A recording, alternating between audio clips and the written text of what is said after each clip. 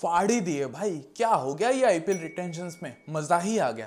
Pant, KL Rahul, पिछले साल के IPL winning captain Shreyas Iyer सब रिलीज हो गए। कुछ खतरनाक सा ही हो गया। काफी टीम्स ने हगाए, कुछ टीम्स ने मचाया भी है।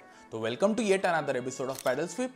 आज हम आईपीएल रिटेंशंस की बात करेंगे। किस टीम ने किस प्लेयर को रिटेन किया, कितने में किया, इसके इंप्लीकेशंस क्या है, इसका क्या मतलब है, किस टीम्स ने मचाया है, किस टीम्स ने डिसअपॉइंट किया है, ये सब हम आज डिस्कस करेंगे। तो सबसे पहले बात करते हैं उस टीम की जिसने मुझे सबसे ज़्यादा डिसअपॉइंट किया है, वो है राजस्थान रॉयल्स। मैं राजस्थान रॉयल्स के लिए काफ़ी ज़्यादा एक्साइटेड था। आप अगर हमारा फर्स्ट रिटेंशन वीडियो देखो बिफोर द रिटेंशंस, तो उसमें मैं सबसे ज़्यादा एक्साइटेड था राजस्थान रॉयल्स के लिए, क्योंकि मुझे लगा था वो सस्ते में बढ़िया सा इंडियन कोर रिटेन कर लेंगे। इस बार भी उन्होंने रिटेन किया है Indian core, but at what cost. तो उनके रिटेंशंस की अगर बात करें तो उन्होंने 18 करोड़ में सैमसन को किया है, 18 करोड़ में जायसवाल को भी किया है, उसके अलावा 14 करोड़ में रियान पराग, ध्रुव जुरैल भी 14 करोड़ में, और सिमरन हेटमायर 11 करोड़ में। उसके अलावा Sandeep Sharma as uncapped player retain किया है वो 4 करोड़ में। तो इससे उन्होंने पर्स यूज़ किया है अपना 79 करोड़, और जो पर्स रिमेनिंग है, जो बचा हुआ पर्स है, वो है 41 करोड़। सबसे पहली चीज़ ये नोटिस हम करेंगे कि उन्होंने एक ओवरसीज रिटेंशन तो किया हेटमायर, लेकिन जॉस बटलर नहीं किया। एक अगर ओवरसीज रिटेंशन करना था तो मेरे हिसाब से तो जॉस बटलर ही होना चाहिए ना, ऑब्वियसली, क्योंकि one of the best T20 players है, T20 बैट्समैन है वो इन द वर्ल्ड। तो अगर एक ओवरसीज आई अंडरस्टैंड कि स्ट्रॉन्ग इंडियन कोर का इंपॉर्टेंस है, बट एक ओवरसीज रिटेंशन कर रहे हो ना तुम, तो बटलर को ही कर लो। फिर मैं थोड़ा सोचा कि यार ये तो बड़ा सरप्राइजिंग है, बटलर को कैसे नहीं रिटेन कर रहे हो। तो मुझे लगता है कि यशस्वी जायसवाल तो ओपनिंग ही करेंगे। उसके अलावा संजू सैमसन भी इंडियन टीम के लिए ओपन कर रहा है, और हो सकता है जितने भी कमिंग फ्यूचर में जितने भी चांसेस मिलेंगे एज ओपनर ही मिलेंगे संजू सैमसन को। तो मुझे लगता है संजू को ओपनिंग करने का मन होगा आईपीएल में भी, राजस्थान रॉयल्स के लिए भी।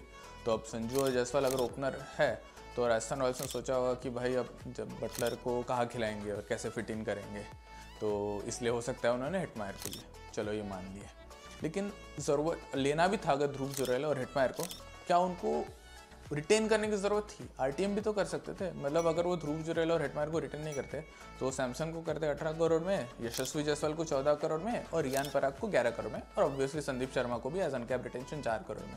तो उनका जो सेकंड 18 करोड़ और 14 करोड़ वाला स्लॉट है तो वो बच जाता है। उससे उनका 32 करोड़ सेव हो जाता है रिटेंशन से। ये जो सेव होता उससे ये लोग आरटीएम में ले लेते ध्रुव जुरैल और हेटमायर को, लेस देन 32 करोड़ से आता। मुझे लगता है 25 करोड़ में जाते मैक्स, ये दोनों मिला के ऑप्शन में। आप मान लो ध्रुव जुरैल का 10-12 करोड़, हेटमायर का भी 12-13 करोड़, ये मिला के 25 करोड़ मैक्स जाते हैं ध्रुव जुरैल और हेटमायर मिल के। तो ये थोड़ा 7 करोड़ बचा सकते थे। 7 करोड़ में कोई तो बढ़िया बॉलर भी आ जाता है इनके पास। अब इसका एक और इम्प्लीकेशन ये हो गया कि आप नोटिस करो उन्होंने अपने सारे 6 स्लॉट्स यूज़ कर लिए। रिटेंशन प्लस आरटीएम मिला के जो 6 स्लॉट्स थे वो सारे के सारे यूज़ कर लिए। तो अब उनके पास आरटीएम करने के लिए ऑप्शन ही नहीं बचा है। अगर उनको बटलर को लेना है, बोल्ट को लेना है, रविचंद्रन अश्विन, युजवेंद्र चहल, आवेश खान, प्रसिद्ध कृष्णा, उनमें से किसी को भी लेने का है तो प्रॉपर फुल फ्लेजेड ऑप्शन के साथ ऑप्शन में लेना होगा, और वो आरटीएम नहीं कर सकते। इससे बाकी टीम्स के लिए भी लाइफ ईजी होगी। मुझे लगता है हो सकता है संजू और यशस्वी जायसवाल दोनों को 18 करोड़ का मन होगा और 14-11 में कोई एग्री नहीं कर रहा होगा, इसलिए वो सेकंड 18 करोड़ वाला स्लॉट यूज़ कर ही रहे थे। तो मुझे लगता है वो हिसाब से उन्होंने ध्रुव जुरैल और हेटमायर को फिट इन कर लिया। तो प्रोबेबली ये नेगोशिएशन प्रॉब्लम था। अब अगर नेगोशिएशन की बात कर ही रहे तो मुंबई इंडियंस की बात करते हैं ना भाई, उन्होंने तो नेगोशिएशन में मचा ही दिया है। उन्होंने 18 करोड़ में जसप्रीत बुमराह को लिया है, 16.35 करोड़ में हार्दिक पांड्या, 16.35 करोड़ में सूर्य कुमार यादव, 16.3 करोड़ में रोहित शर्मा, और 8 करोड़ में another strong Indian batsman Tilak Varma. तो उन्होंने अपना पर्स यूज़ किया है 75 करोड़, और 45 करोड़ बचे हैं उनके पास, और एकदम solid core, Indian core Mumbai Indians ने लिया है। क्या नेगोशिएशन क्या होगा आप सोच रहे हो? हार्दिक, रोहित और स्काई तीनों 16-16 करोड़ में मान गए, जबकि यहाँ पे उनको सैमसन और यशस्वी जायसवाल को 18 करोड़ देना पड़ा राजस्थान रॉयल्स को। तो नेगोशिएशन गैप तो डेफिनेटली है। आप अगर हमारा पुराना वीडियो देखो बिफोर द रिटेंशंस, जिसमें हमने मुंबई इंडियंस की बात की थी, उसमें हमने ईशान किशन को रखा था as 5th retention over Tilak Varma. इसका रीज़न मैं बता दूँ। जो 3 साल पहले मेगा ऑक्शन हुआ था उसमें मुंबई इंडियंस को 3 कैप्ड इंडियन रिटेंशंस करने थे। तो उन्होंने किया था रोहित शर्मा, उस समय जो उनके कैप्टन थे, बुमराह ऑब्वियसली, और उसके अलावा उन्होंने एक और रिटेंशन किया था स्काई। यहाँ पे उनके पास ईशान किशन और हार्दिक पांड्या का भी ऑप्शन था, बट स्काई क्योंकि द बेस्ट T20 बैट्समैन थे उस समय और इस समय भी है, तो उन्होंने स्काई को कर दिया। अब इससे ये प्रॉब्लम ये हो गया मुंबई को कि उनके पास विकेट कीपर की तंगी हो गई। तो उन्होंने उनको ज़बरदस्ती ईशान किशन को 16 करोड़ देने पड़े पिछले मेगा ऑक्शन में कि भाई कोई विकेट कीपर तो आ जाए करके, कोई ढंग का विकेट कीपर आ जाए। तो ये तंगी ना हो इस साल, इसलिए मैं चाह रहा था कि ईशान किशन ओवर तिलक वर्मा रिटेन कर लिया जाए। लेकिन मतलब एज इन, क्योंकि स्काई और ईशान किशन की बैटिंग एबिलिटी में बहुत ज़्यादा गैप है, तो स्काई का रिटर्न होना बनता था पिछले बार। ईशान किशन और तिलक वर्मा की बैटिंग एबिलिटी में गैप है, लेकिन इतना बड़ा भी नहीं है। तो मुझे लग रहा था कि ईशान किशन को कर लेना चाहिए, बट अगर अभी हम सोचे तो आप देखो तो ऑक्शन में बहुत सारे विकेट कीपर्स अवेलेबल है। Salt, Gurbaz, Buttler, Rishabh Pant, KL Rahul, बहुत ज़्यादा विकेट कीपर्स है। अब तो क्विंटन डिकॉक, मैंने सारे नाम लिए भी नहीं है। तो मुझे नहीं लगता इतनी ज़्यादा तंगी होगी इस साल मुंबई इंडियंस को विकेट कीपर जुगाड़ने में। तो हो सकता है वो देख के, ये सोच के उन्होंने तिलक वर्मा किया है, जो प्रॉमिसिंग यंगस्टर है। एक और चीज़ मुझे लगता है कि इनके पास अनकैप्ड इंडियंस काफ़ी ज़्यादा थे, अच्छे भी थे। आकाश मडवाल हो गए, नेहल वधेरा, नमन धीर, सारे अच्छे थे। तो वो किसी को भी कर देते 4 करोड़ में, बढ़िया डिसीजन हो जाता उनके पास। लेकिन अगर नहीं किया है तो इसके पीछे मुझे लगता है कि उनको किसी को आरटीएम करने का मन होगा, जैसे कि ईशान किशन हो गए या टिम डेविड हो गए, या यही बॉलर्स या ये जो अनकैप्ड प्लेयर्स है उनमें से ही कोई। तो ये स्मार्टनेस है इनकी, जो आरआर ने नहीं यूज़ किया। आरआर ने अपने सारे के 6 स्लॉट्स यूज़ कर लिए।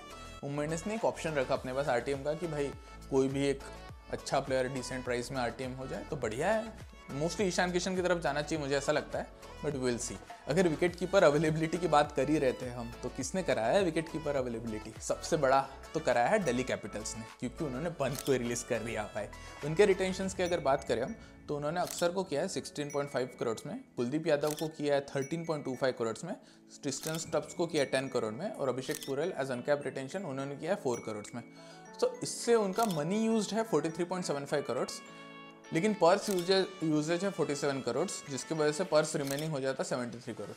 तो मैं अभी तुरंत फटाफट आपको मनी यूजेज और पर्स यूजेज में डिफरेंस बता देता हूँ। देखो, आईपीएल कमेटी ने रिकमेंड किया, रूल था कि first retention comes at 18 crore, लेकिन उन्होंने अक्सर को 16.5 करोड़ में ही कर दिया रिटर्न। तो इसका मतलब ये हुआ कि जो अपने जेब से जो अक्षर पटेल को पैसा देंगे वो देंगे 16.5 करोड़, लेकिन इनका जो पर्स से जो कटेगा वो कटेगा 18 करोड़, क्योंकि अगर पर्स से 16.5 करोड़ ही कटा तो ये अनफेयर हो जाता ना कि भाई सारी टीम्स ऐसे नेगोशिएट करके 5-5 करोड़ में सारे रिटेंशंस कर देती तो बहुत ही कम पैसा कटता। तो पर्स से मैक्सिमम जाता है। अगर मान लो अक्सर, जैसे विराट कोहली 21 करोड़ में रिटर्न हुआ, मान लो अक्सर 21 करोड़ में रिटर्न होते तो पर्स से उनका अक्सर के लिए 21 करोड़ कट होता। अगर 18 करोड़ में रिटर्न होते अक्सर तो 18 करोड़ कट होता, लेकिन 16.5 करोड़ में भी रिटर्न है तो भी 18 करोड़ कट होगा। तो इसलिए पर्स यूजेज हमेशा greater than equal to money uses ही रहेगा। मनी ये यूजेज ये हुआ कि जेब से कितना जा रहा है, पर्स यूजेज ये हुआ कि पर्स से कितना कट रहा है। तो दिल्ली कैपिटल्स ने इसेंशियली पर्स यूज़ किया 47 करोड़ और 73 करोड़ अपना बचा है। तो अगर पंत की बात हटा दे कि पंत को कैसे छोड़ दिया, समझ में भाई पंत को छोड़ कैसे दिया समझ में नहीं आया। उन्होंने लास्ट ईयर तो पंत ऑक्शन टेबल पे बैठा था, बिड कर रहा था दिल्ली कैपिटल्स के लिए, और अभी ऑक्शन में जाएगा। बट ठीक है, उन्होंने होगा कुछ उनका इंटरनल रीज़न जिसकी वजह से पंत को रिटर्न नहीं कर पाए। उसके अलावा अगर देखा जाए तो उन्होंने डिसेंट काफ़ी अच्छा रिटेंशन किया। अक्षर और कुलदीप बहुत ही बढ़िया, उनका स्पिन ही शॉर्ट हो गया। Spin bowling allrounder, one of the best T20 spinner सभी के, तो दोनों है उनके पास। अभिषेक पुरेल बहुत प्रॉमिसिंग यंगस्टर है, टॉप ऑर्डर में भी बैटिंग कर सकते हैं, विकेट कीपर भी है। वैसे तो स्टब्स भी विकेट कीपर है, तो उन्होंने ऐसा ओवरऑल अच्छा टीम रिटेन किया। और उनके पास कैप्टन नहीं है इसमें, प्रॉबेबली हो सकता है वो श्रेयस अय्यर की तरफ जाए, देखते हैं। अब श्रेयस अय्यर की अगर बात कर ही रहे तो अब आगे बात करते हैं हम कोलकाता नाइट राइडर्स की, जिन्होंने श्रेयस अय्यर को रिलीज़ किया। वैसे श्रेयस अय्यर को रिलीज़ करना इतना सरप्राइजिंग नहीं था जितना पंत को रिलीज़ करना था। पंत एक तो लेफ्ट हैंडेड भी है, विकेट कीपर भी है, थोड़े प्रॉबेबली फास्टर खेल सकते हैं श्रेयस अय्यर से, बट श्रेयस अय्यर ने ऑब्वियसली पिछले साल जिताया है कोलकाता नाइट राइडर्स को एज कैप्टन। तो कोलकाता नाइट राइडर्स की रिटेंशंस की अगर बात करें तो उन्होंने रिंकू सिंह को किया है 13 करोड़ में, वरुण चक्रवर्ती को 12 crore, Sunil Narayan 12 crore, Andre Russell 12 crore, Ramandeep Singh uncap retention 4 crore और हर्षित राणा भी अनकैप रिटेंशन 4 करोड़। तो उससे उनका मनी यूजेज हो गया 57 करोड़, लेकिन पर्स यूजेज इज 69 करोड़। तो उनका purse remaining is only 51 crore. Purse uses और मनी यूजेज में मैं डिफरेंस पहले ही बता चुका हूँ आप लोग को। तो इन्होंने भी बहुत अच्छा काम किया, अपना प्रॉपर फुल कोर रिटेन कर लिया। आंद्रे रसल और Sunil Narayan like the best, one of the best, two of the best IPL players ever है, तो उनको रिटेन कर दिया। 2 अनकैप्ड सॉलिड रिटेंशंस मिल गए। उसके अलावा रिंकू सिंह और वरुण चक्रवर्ती को भी लोग रिटेन कर दिए। तो अदरवाइज तो बहुत ही सॉलिड रिटेंशन है। बस मेरा कंसर्न ये है कि वरुण चक्रवर्ती अगर नहीं करते तो वही 18 करोड़ बचा लेते, क्योंकि उनका सेकंड 18 करोड़ वाला स्लॉट बच जाता। और क्या वरुण चक्रवर्ती ऑक्शन में 18 करोड़ जाते? प्रोबेबली नहीं, मुझे नहीं लगता जाते। बट आई गेस उन्होंने सोचा होगी कि रिस्क नहीं लेते, क्योंकि ऑक्शंस में ज़्यादा Indian spinner, quality Indian spinner available नहीं रहेंगे। मोस्टली अभी सिर्फ चहल ही बचे हैं। अगर वरुण चक्रवर्ती ऑक्शन में जाते तो वरुण चक्रवर्ती और चहल दोनों रहते, बट हो सकता है 15-16 करोड़ तक चले जाए ये, क्योंकि अवेलेबल इंडियन स्पिनर कम है। वैसे honestly speaking I don't think कोई भी मेगा ऑक्शन में कोई भी Indian spinner, pure spinner 7-8 crore के ऊपर गया। आई थिंक पिछली बार कुलदीप और चहल गए थे कुछ 6.5-7 करोड़ टाइप्स में। तो मतलब it would be very surprising अगर 12-13 के ऊपर जाए, बट इस बार जा सकते because availability of Indian spinners is low, quality Indian spinners is low. इन्होंने भी अपने सारे 6 स्लॉट्स यूज़ कर लिए, तो इनका तो आरटीएम का स्कोप नहीं है अभी। अब आते हैं चेन्नई सुपर किंग्स की तरफ। इनका मोर ऑल स्ट्रेट फॉरवर्ड ही था। उन्होंने ऋतु को किया है 18 करोड़ में, रविंद्र जडेजा को किया है 18 करोड़ में, मनीषा पाथिराना को किया है 13 करोड़ में, शिवम दुबे को 12 करोड़ में, और धोनी को एज अनकैप रिटेंशन 4 करोड़ में। तो उससे इनका पर्स यूजेज हो गया 65 करोड़ और पर्स रिमेनिंग है 55 करोड़। तो ऑब्वियसली ऋतु, जड्डू, पाथिराना, दुबे और धोनी एकदम वैल्यूएबल प्लेयर्स हैं इनके, तो इनको रिटर्न करना बनता था। बट मैं सोच रहा हूँ मान लो दुबे को नहीं करते हो रिटर्न, तो अगेन जैसे पिछला वरुण चक्रवर्ती वाला केस था, 18 करोड़ बच जाते और 18 करोड़ में शायद ऑक्शन में नहीं जाते। बट चेन्नई उस टाइप की टीम है जिनको अपना कोर रिटर्न करना पसंद है, उन्हें रिस्क लेना पसंद नहीं है, तो इसलिए उन्होंने प्रॉबेबली शिवम दुबे को भी रिटर्न कर लिया। आई वोंट फॉल्ट देम, मतलब वो बेस्ट फ्रेंचाइजी रही है यार आईपीएल की, तो कोई तो रीज़न होगा, तो उन्होंने सोच के ही किया होगा। आई थिंक वो लोग आरटीएम प्रॉबेबली यूज़ करेंगे डेवन कॉनवे के लिए या थिक्षणा के लिए। दोनों बहुत ही बढ़िया प्लेयर्स है। अब वो एक आरटीएम अवेलेबल है, तो हो सकता है किसी के लिए भी यूज़ कर ले इनमें से। अब बात करते हैं पंजाब किंग्स की। इनके लिए तो हर ऑक्शन ही मेगा ऑक्शन होता है भाई। हर बार टीम ओवरऑल करते हैं, नए प्लेयर्स लेते हैं और टूर्नामेंट में हक देते हैं। इस बार उन्होंने 2 रिटेंशंस किए, वो है Shashank Singh at 5.5 crore as uncapped retention और Prabhsimran Singh at 4 crore again uncapped retention. तो इन्होंने पर्स अपना यूज़ किया 9.5 करोड़ और जो पर्स रिमेनिंग है वो है 110.5 करोड़। तो इन्होंने एक काम अच्छा किया कि अपने दोनों अनकैप रिटेंशन वाले स्लॉट यूज़ कर लिए। तो इनके वैसे ऑप्शंस बहुत थे, हरप्रीत ब्रार भी था, आशुतोष शर्मा भी था। आई गेस शशांक सिंह तो उनको करना ही था क्योंकि बहुत अच्छा खेले थे और उनके लास्ट 110% उनको रिटर्न करना था। उसके अलावा आई गेस प्रभसिमरन सिंह और आशुतोष शर्मा और हरप्रीत ब्रार में उन्होंने प्रॉबेबली विकेट कीपिंग को थोड़ा वैल्यू कर दिया, जैसे उन्होंने प्रभसिमरन सिंह को कर दिया। एक ही प्लेयर है जो और रिटेंशन वर्दी था, वो थे अर्शदीप सिंह। अब पंजाब किंग्स ने प्रॉबेबली सोचा कि 18 करोड़ दे ना दे, तो उन्होंने प्रॉबेबली नहीं दिया और मोस्ट लाइकली होपफुली वो आरटीएम कर ले, क्योंकि अर्शदीप सिंह इंडिया के सेकंड बेस्ट बॉलर है after Jasprit Bumrah. Left armer भी है, पावर प्ले में भी डालते हैं, डेथ में भी डालते हैं, विकेट टेकिंग ऑप्शन भी है, तो बहुत ही बढ़िया ऑप्शन है। तो अर्शदीप सिंह आरटीएम हो जाने चाहिए। उसके अलावा उनके पास अदर प्लेयर्स है, Sam Curran, Rabada, Harshal Patel, Harpreet Brar, ये लोग में से किसी पे आरटीएम कर सकते हैं। पंजाब किंग्स की हिस्ट्री देखते हुए लग रहा है मुझे कि वो बाकी सारे टीम्स का ऑप्शन स्ट्रेटेजी खराब कर देंगे, किसी के लिए भी कितना भी बीड कर देते। मुझे ऐसे लग रहा है ऋषभ पंत वहाँ पे जा सकते हैं पंजाब किंग्स की तरफ, देखते हैं।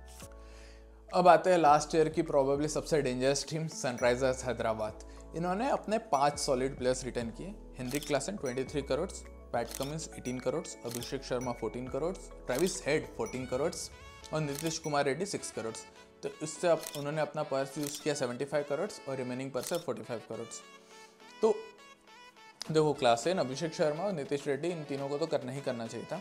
अब कमिंस और हेड की बात करते हैं, तो मुझे ऐसा लगता है कि कमिंस को मेनली रिटर्न किया गया है कैप्टनसी के लिए। तो ऑनेस्टली स्पीकिंग मैं बहुत ज़्यादा फेवर में नहीं हूँ कि एक overseas player as purely for captaincy skills return हो जाए। जैसे इन्होंने पिछले भी मेगा ऑक्शन में यही किया था कि केन विलियमसन को रिटर्न कर दिया था बिकॉज उन्हें कैप्टन चाहिए था और इसकी वजह से उन्हें राशिद खान को जाना देना पड़ा था, which is very shocking. But Kane Williamson नहीं चल पाए, और क्योंकि इसलिए नहीं चल पाए क्योंकि वो ऑटोमेटिक सिलेक्शन नहीं है एक T20-11 में। और पैट कमिंस भी मुझे ऑटोमेटिक सिलेक्शन तो नहीं लगते एक T20-11 में, मतलब वो बेटर है केन विलियमसन से, like clear chances of getting into the 11।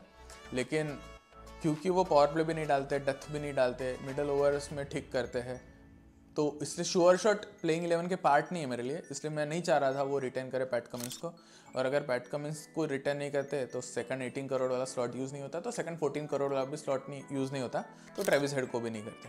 But ठीक है, मतलब उन्होंने तो सनराइजर्स थोड़ा काफ़ी ज़्यादा ख़राब करे थे पिछले कुछ सालों से, तो इसलिए पैट कमिंस ने आके जो उनके नई जान डाल दी उनके टीम में, तो पैट कमिंस को हिसाब से उन्होंने रिटेन कर दिए। तो उनका भी ऐसे ओवरऑल कोर तो सॉलिड है, अब उन्हें देखना ऐसा है कि वो बाकी 45 थ्रेड्स को कैसे यूज़ करते हैं। अब प्रॉब्लम ये है कि उनके पास एक ही आरटीएम बचा है, एक ही आरटीएम बचा है, तो वो या तो भूवी को कर सकते हैं आरटीएम या नट्टू को कर सकते हैं। दोनों मतलब मैं तो चाह रहा था वो दोनों को कर ले क्योंकि बढ़िया सॉलिड बॉलिंग लाइनअप हो जाता है, बट अगर एक ही कर सकते तो आई होप नट्टू के लिए जाए वो, क्योंकि डेथ बॉलर है, लेफ्ट आर्मर भी है। अब बात करते हैं हम लखनऊ सुपर जायंट्स की। उन्होंने केएल राहुल को ही छोड़ दिया जो उनके कैप्टन थे।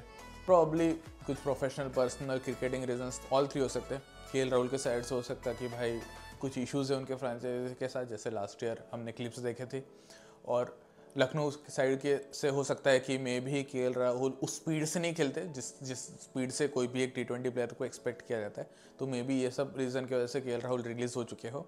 तो लखनऊ सुपर जायंट्स ने निकोलस पुरन को किया 18 करोड़ में, मयंक यादव को किया 11 करोड़ में, रवि बिश्नोई को भी किया 11 करोड़ में, मोहसिन खान और आयुष बदूनी सनकैप प्लेयर्स हुए दोनों 4-4 करोड़ में।